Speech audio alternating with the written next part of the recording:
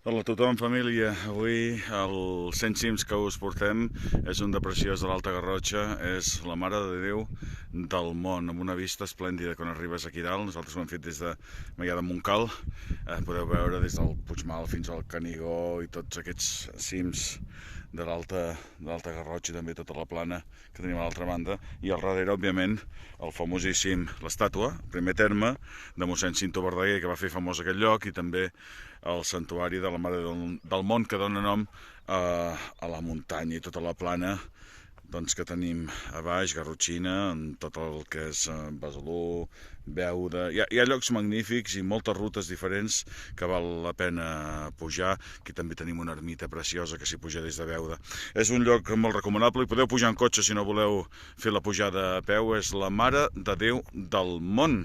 Com sempre, un plaer estar amb vosaltres i portar-vos aquesta informació. Adéu-siau.